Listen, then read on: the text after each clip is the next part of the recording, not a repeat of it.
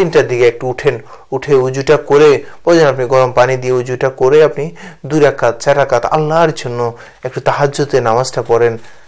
শীতের সময় এই ইবাদতটা যদি আপনার কবুল হয়ে যেতে পারে, দেখা যাবে এই 2 রাকাত 4 রাকাত নামাজের বিনিময়ে আল্লাহ পাক আপনাকে জান্নাত দিয়ে দিতে পারে।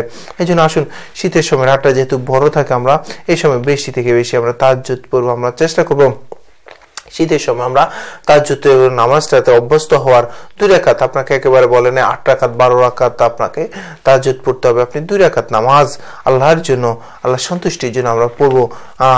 এই নামাজের উসিলায় আল্লাহ পাক আমাদেরকে কি করবে, হেদায়েতের মধ্যে এনে দিতে পারে। নামাজের মাধ্যমে আল্লাহ পাক আমাদেরকে নাজাতের ব্যবস্থা করে দিতে পারে।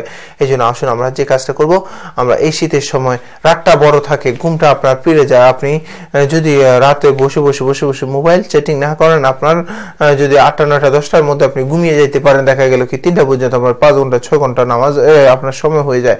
6 ঘন্টা নামাজ আপনি যদি ঘুমিয়ে যেতে পারেন, ইনশাআল্লাহ আপনার ঘুমটা ফিল আপ হয়ে যাবে, যার কারণে আপনার নামাজটা পড়তে সেরকম ডিস্টার্ব হবে না। এই জন্য আসুন আমরা শীতের সময় রাতটা যেহেতু বড়, আমরা তাহাজ্জুদ নামাজটা অভ্যস্ত হওয়ার চেষ্টা করবো। আল্লাহ বুজুর্গ তারা কি করতেন, শীত আসলে তার খুশি হয়ে যেতেন, এখন আমরা রাতটা বড় পাইছি, এই রাতটা আমরা আল্লাহর দরবারে ওয়াকফ করে দিব।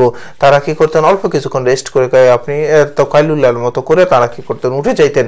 উঠে তারা সারা রাত্রে দাঁড়িয়ে বান্দা ওই মালিকের কুদরতি পায়ের উপর সেজদায় পড়ে থাকতেন, ওই মালিকের কুদরতি পায়ের উপর সেজদায় পড়া আল্লাহর কাছে চাইতেন, জাহান্নাম থেকে মুক্তি চাইতেন, জান্নাত চাইতেন।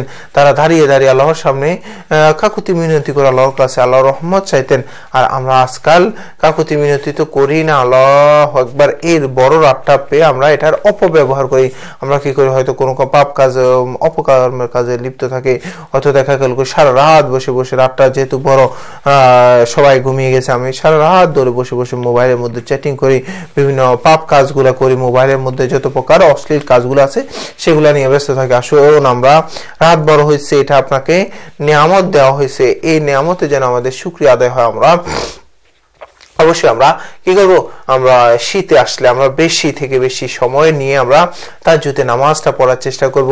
শীতের সময় তাহাজ্জুদের নামাজের এত সুবর্ণ সুযোগ, এত লম্বা সময় ধরে আপনি পড়তে পারবেন, এত লম্বা সময় ধরে আপনি ঘুমানোর পরেও তৃপ্তি সহকারে তাহাজ্জুদটা পড়তে পারবেন। এটা আপনি আবার গরম সময় পাবেন না, গরমকালে পাবেন না। দেখা গেল কি তাড়াতাড়ি আপনি শুইতে 11টা 12টা বেজে যাবে, কারণ আপনারা 9টা 9:30 পর্যন্ত আপনারা এসে নামাজ পড়তে যায়, তখন গেলে আপনি শুইতে আপনার 11টা 12টা বেজে যাবে।